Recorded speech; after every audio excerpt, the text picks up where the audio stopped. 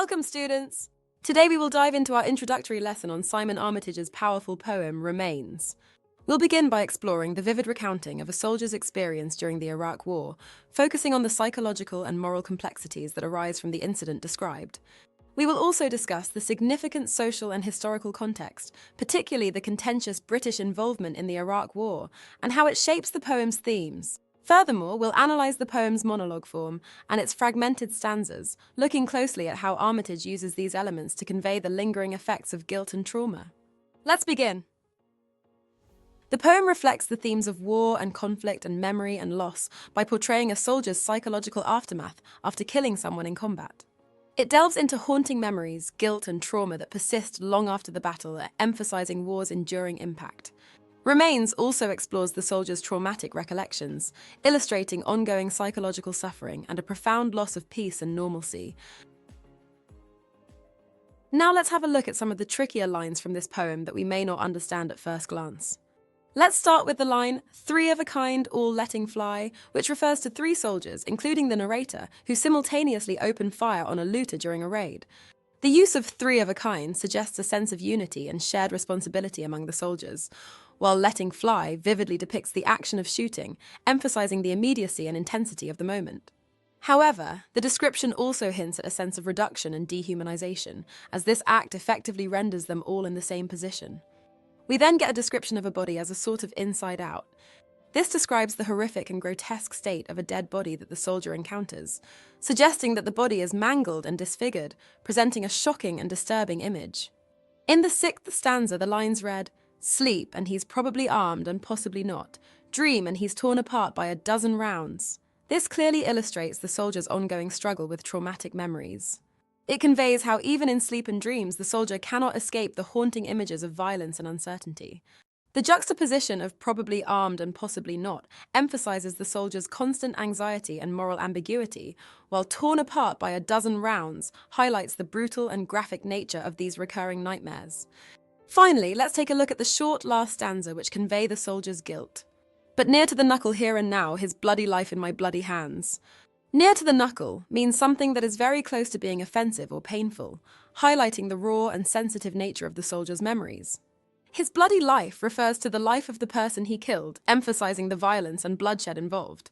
"In my bloody hands" suggests that the soldier feels directly responsible for the death, with "bloody" underscoring the brutality of the act. These lines encapsulate the soldier's ongoing torment and the inescapable burden of his actions, reflecting the lasting impact of war on his conscience. Great! Now we've understood these tricky lines, let's move on to summarize what is going on here. So what is Remains about? The poem explores the emotional and psychological aftermath of war, particularly through the eyes of soldiers. The speaker recounts a specific incident in the Middle East, probably in the Iraqi Gulf War, where he, along with his fellow soldiers, opened fire on a looter. The detailed description of the shooting reveals the intensity and chaos of the moment. Even though the soldiers justify their actions as self-defense and following orders, the incident leaves a lasting impact on them. The speaker struggles with deep feelings of guilt and trauma which haunt him long after returning home. Remains sheds light on the difficult moral decisions soldiers have to make and the lasting psychological scars these experiences can leave. Now, let's consider some important context. Remains is a poem that responds to British involvement in the Iraq War, which began in 2003 with the invasion of Iraq by a coalition led by the United States, including British forces. The war was initiated based on claims that Iraq possessed weapons of mass destruction. However, these claims were later found to be untrue. Britain's participation in the war was highly controversial and sparked debates about the country's foreign policy, military strategy, and the ethical implications of their actions. Simon Armitage's poem reflects on the experiences of British soldiers who were deployed in Iraq, emphasizing the psychological impact of combat and the moral challenges associated with war. In 2007, Armitage made a film called The Not Dead. His poetry collection from which Remains is taken has the same name. As part of his research, Armitage interviewed soldiers from a range of different wars, including some from the Iraq War. The reference to desert sand in this poem suggests that it reflects the experiences of soldiers in this war, also known as the Gulf War.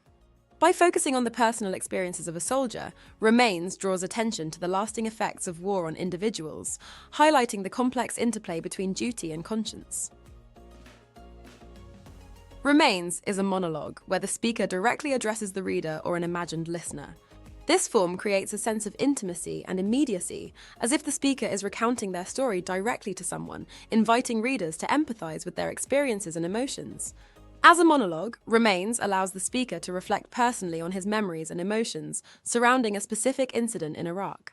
The first-person perspective enhances the authenticity of the narrative, giving voice to the speaker's inner thoughts, doubts, and moral struggles. By using this form, Armitage makes the speaker's trauma and guilt more impactful and relatable to the reader, helping us to understand the lasting effects of war on soldiers.